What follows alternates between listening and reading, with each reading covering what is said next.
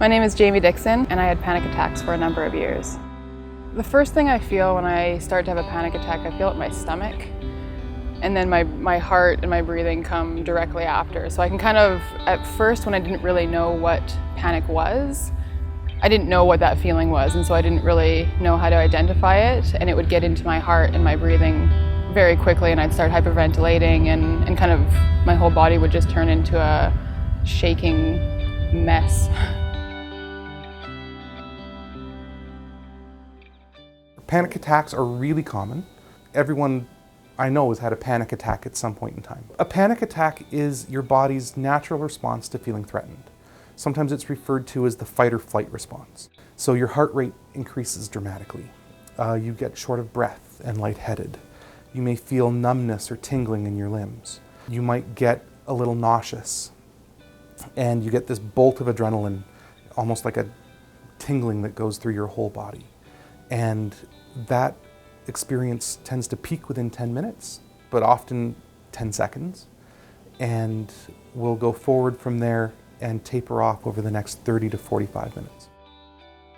It's really hard to describe the feeling of being separated from reality, because it's unreal. You kind of feel like your body's a bit of almost like rubber. You can't quite, like, sitting isn't comfortable, standing isn't comfortable, moving around. You kind of like, there's nothing that you can feel solid in. People think they're having a heart attack, people think they're dying, people think they're going crazy. It's really common for people after their first panic attack to end up going to the emergency room and saying, check me out because something's killing me right now. I wasn't talking to anyone about it. Again, I had no words to describe. I had no idea, like the words like panic and anxiety just didn't even really enter my mind. I just knew that I'd start hyperventilating, have this crazy attack, it would somehow start to fade, and I'd continue on. That's part of what makes it so scary, is when it's unpredictable and we're desperately looking for answers. So they had a panic attack at the grocery store. And they go, well, it must have been something, so it was the grocery store. And so now they don't go to the grocery store because that grocery store causes panic. And then it wasn't really the grocery store that caused the panic, so then they had a panic attack driving, and now they can't drive anymore. And their world shrinks and it shrinks and it shrinks until they're what we call agoraphobic, where they're just avoiding all public places because they're worried about having a panic attack in those situations. And they become kind of trapped in their own tiny, tiny world, but still as anxious as ever. It wasn't any one situation, any one thing, because sometimes I would have one in a certain situation and sometimes I wouldn't. So I was never sure when it was going to come up. It wasn't even a thing where I could say, I always have panic attacks on the bus, or I always have panic attacks when I get groceries, because that wasn't the case. And so knew that I needed someone to kind of help me see what it was that was causing them, because I wasn't able to put my finger on what was causing my panic attacks. So there are two common effective treatments for panic disorder.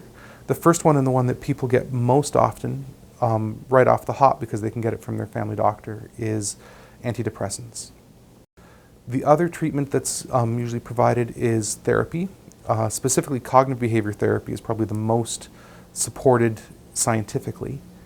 And that treatment involves seeing someone who specializes in helping people essentially get better at getting anxious. One of the things I tell my patients all the time when they start is my goal is not to keep them from getting anxious. We need to be able to get anxious in order to live life. So we're not trying to come up with ways not to feel anxious. We're trying to come up with ways to get through it and be stronger on the other side of it.